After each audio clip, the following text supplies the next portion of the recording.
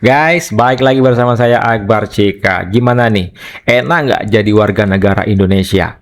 Di saat dunia seluruh negara menaikkan BBM akibat dampak perang Iran bersama Israel dan Amerika, Indonesia Raya sampai dengan saat ini ya, per 1 April belum menaikkan BBM. Luar biasa pemerintahan Pak Prabowo Subianto. Tetapi bagi mereka para pembenci, mereka sepi, nggak ada komentar ya, tutup mata ini prestasi pemerintah. Terutama para penyebar hoax, minta tolong Bapak Kepolisian ya, tangkap itu para penyebar hoax yang bikin rakyat pada sengsara, rakyat pada panik, ngantri dari malam sampai subuh sampai dengan pagi ini. Tangkepin tuh ya yang nyebarin hoax. Satu lagi nih yang bikin muak, anaknya Mak Banteng lagi-lagi mendadak nih nyinyirin pemerintahan. Dalam hal ini nih Bapak Presiden kita dia nyinyirin. Berapa kali berangkat dihitungin sama anaknya Mak Banteng ini, katanya pelisiran, katanya jalan-jalan, nggak mementingkan yang dalam negeri. Betul juga nih kata Ibu Irma Suryani Chaniago, PDIP ini memang cocok jadi oposisi. Mereka seolah-olah akan betul-betul membela rakyat. Seolah-olah dan seakan-akan ya, garis bawahi nih, Guntur Romli ini nih, anaknya Mak Banteng. Tadi menjelaskan apa alasan Pak Presiden Prabowo Subianto itu pelisiran ke luar negeri, ya kunjungan kerja, apa tujuannya? Hah? Mereka nggak mau jelasin. Nih, kita dengar ini penjelasan langsung dari Seskap Teddy yang dinyinyirin nih Pak Prabowo Subianto oleh para anaknya Mak Banteng ini.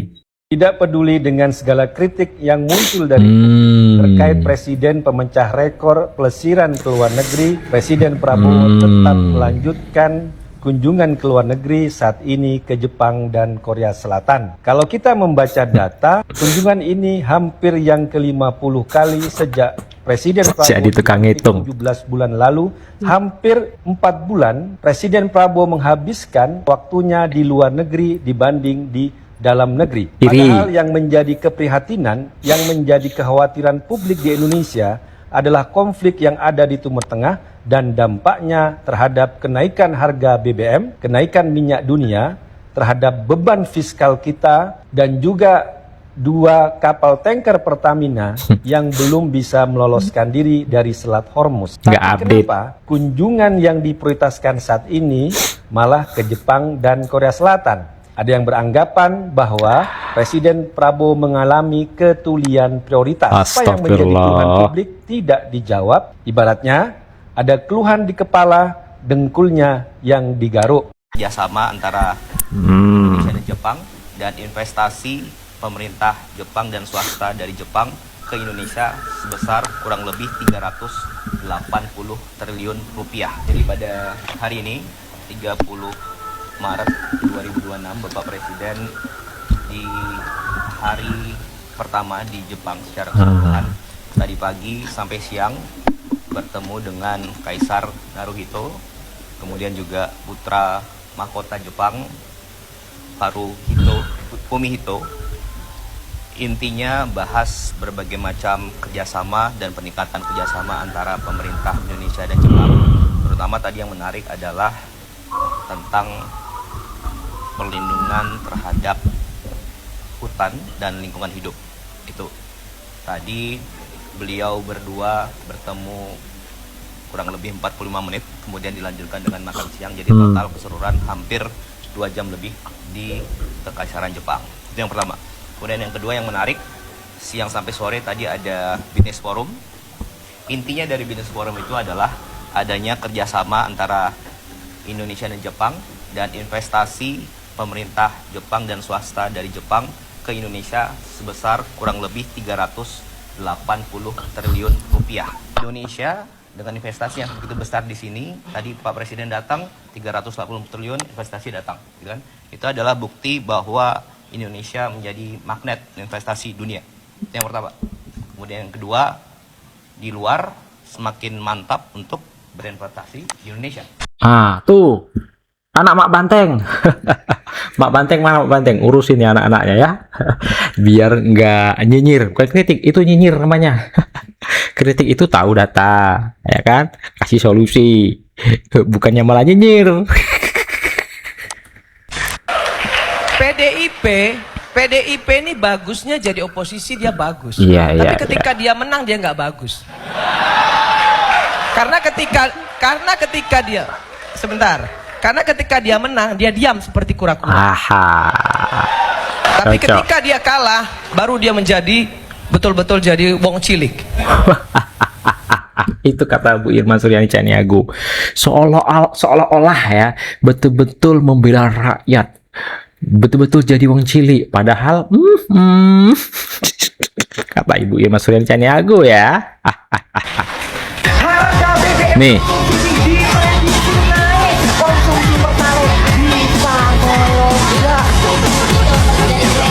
Gara-gara lonjakan harga minyak dunia.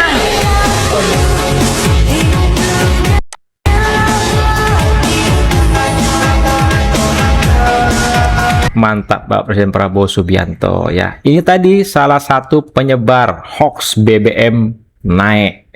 Tolong ditangkap itu. Nama akun medsosnya itu mulut apa tadi? Mulut netizen ya. Sekarang per 1 April BBM nggak naik kok. Nah, jadi orang-orang yang kayak begini itu harusnya diamanin biar nggak bikin rakyat sengsara, biar nggak bikin rakyat pada panik. Kan luar biasa. Di tempat gua aja nih BBM dekat sini dari semalam ya kan sampai subuh sampai kan pagi ini ngantri tuh. Kasihan nggak? Kurang ajar kan namanya kayak gitu kan, nyebarin hoax itu namanya. Bapak Ibu sesuai dengan pengumuman dari Pertamina 1 April 2026 Subuh. harga BBM subsidi dan non subsidi tetap normal ya, ini yang dikeluarkan dari Pertamina. Jadi tetap jaga keamanan, jangan kemakan berita hoax ya, cek kembali, jangan terprovokasi sama provokator. Yes. Tangkepin aja dah. Seharian kemarin, bahkan sampai siang ini, banyak sekali beredar dari grup WhatsApp ke grup WhatsApp dan di media sosial sebuah gambar berisikan tabel harga BBM. Dia berlogo Danantara dan Pertamina. Seolah-olah bahwa akan terjadi kenaikan harga BBM berkisar Rp5.000 per liter.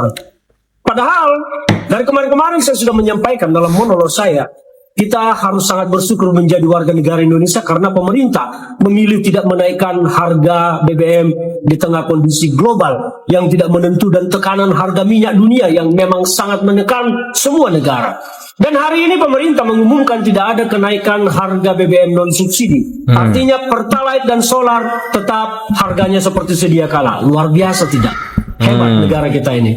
Dan kalau BBM yang lain memang selama ini harganya sudah fluktuatif mengikuti harga pasar karena dia sudah mengikuti mekanisme pasar.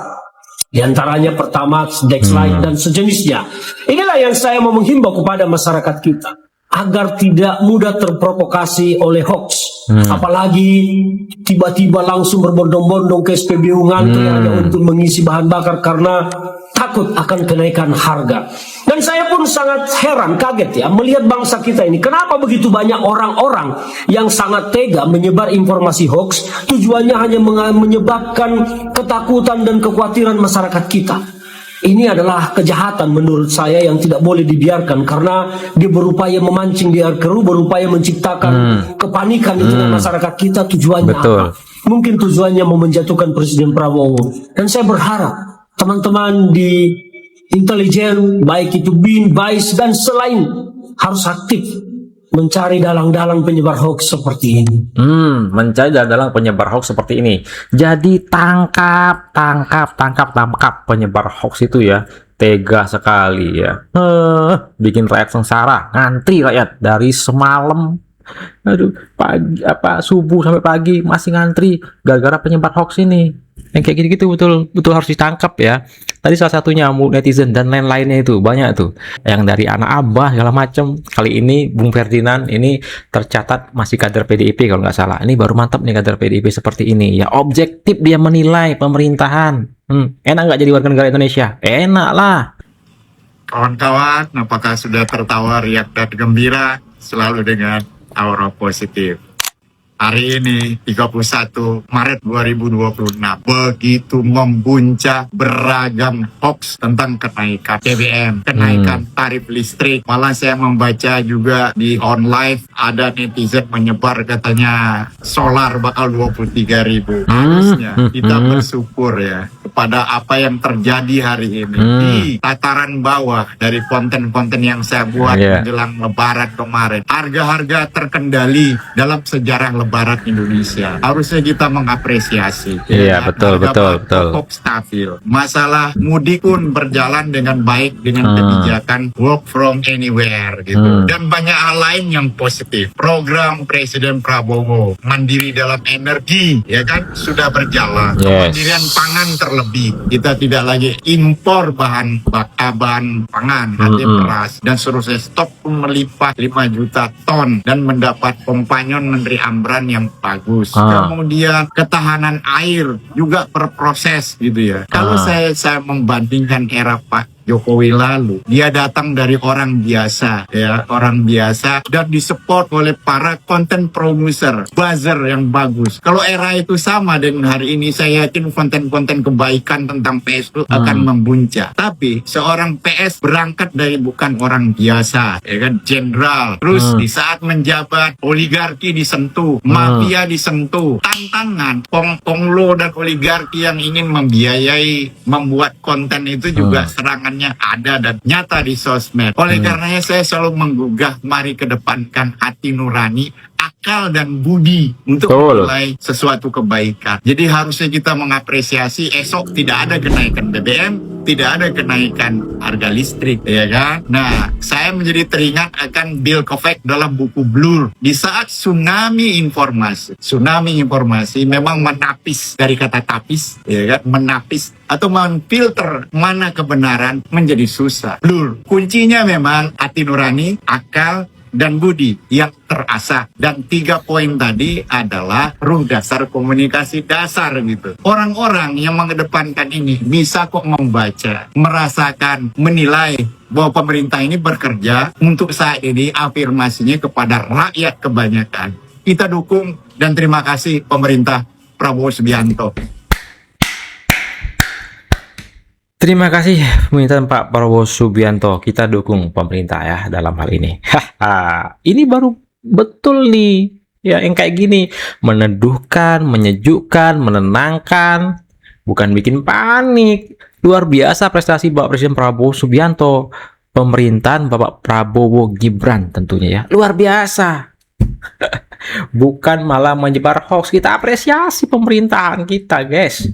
Ya, kita doakan Pak Prabowo Subianto, Mas Wapres Gibran Raka Buming Raka selalu diberi kesehatan, dan Indonesia ini kita doakan ke depan akan jadi lebih baik lagi. Satu lagi kita minta para penyebar hoax ya, itu harus ditangkap agar tidak terus-terusan bikin gaduh, bikin susah rakyat. Yang bikin susah rakyat bukan pemerintah, tapi orang-orang yang ingin menghancurkan Indonesia, yang nggak suka Indonesia ini baik-baik saja, terutama bagi mereka yang benci dengan pemerintahan Bapak Prabowo Subianto dan Gibran Raka Buming Raka. Tangkap penyebar hoax. Saya Barceka undur diri, jumpa lagi tadi next video. Assalamualaikum, bye-bye.